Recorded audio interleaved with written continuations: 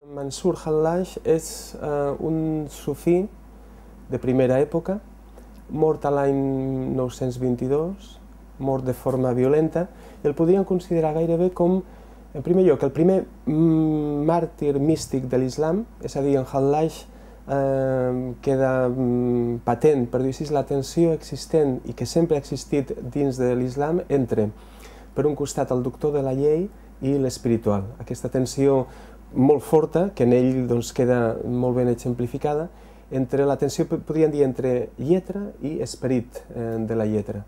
Per tant, és un sufí cabdal per entendre aquest moviment, aquesta dimensió mística de l'islam. Divan és una paraula persa. És una paraula persa que molt aviat passa a la resta de llengües islàmiques. Una de les accepcions d'aquesta paraula és recopilació poètica. Podríem dir que el divan és l'obra poètica completa de Mansur Hallaj. De vegades diem els estudiosos que Hallaj és el sufí més crístic de l'islam.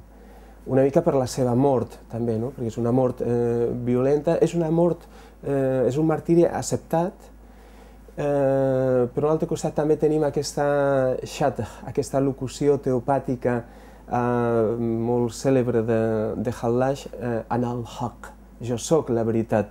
Doncs tot això fa que Jesús i Hallaj hagin tingut una relació molt estreta. Hem d'entendre que segurament Hallaj sent una forta passió per l'exemple de Jesús com a home dedicat apassionadament a la veritat, com aquella persona, diguem, lliurada absolutament a la veritat, que accepta a més el seu destí. Per tant, la relació existent entre Jesús i Hallaj, més enllà de qüestions històriques, és aquest llaç, per dir-ho així, aquest llaç simbòlic i espiritual que uneix tot místic lliurat a la recerca, a la indagació de la veritat. A l'hora de traduir Hallaj, de fet, a l'hora de traduir qualsevol gran savi, gran mestre espiritual, una de les dificultats més importants és l'ús tan singular que el místic fa del llenguatge. Tractar de traslladar cert llenguatge àrab. La llengua àrab és una llengua terriblement polisèmica. A la nostra llengua catalana, de vegades, ha estat molt complicat. Hem d'entendre, per exemple, que la llengua àrab posseeix un registre ampli per referir-se a l'experiència amorosa. Hi ha unes 50-55 paraules per dir amor. Per tant, clar, per no ser repetitiu, en la meva traducció, he tractat, diríem, per dir-ho així, de furgar en la llengua catalana per aproximar-me una mica al que Hallaj ha volgut expressar. Com a traductor és evident que he tractat de divulgar l'obra de Hallaj, però he tractat de tenir cura de no sobrepassar un límit, i un límit de vegades molt subtil, que és el que va de la divulgació a la vulgarització.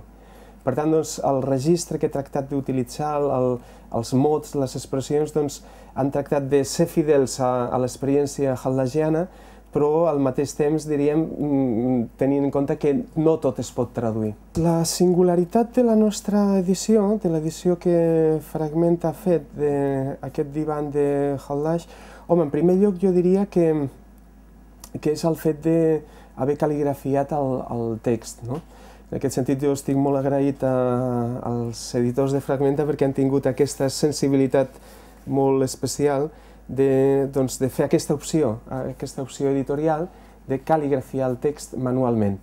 Realment ha estat un esforç molt gran per part dels editors i per part meva també, per ajustar l'estil cal·ligràfic, però jo crec que ha valgut la pena perquè, entre altres coses, Hallaj és un home d'art, i pel que sabem, per la seva biografia, un amant i un practicant de la cal·ligrafia islàmica, que és l'art fonamental de l'islam. Segurament és un dels pocs llibres en molts anys i, diríem, centúries en què s'ha fet una cosa així.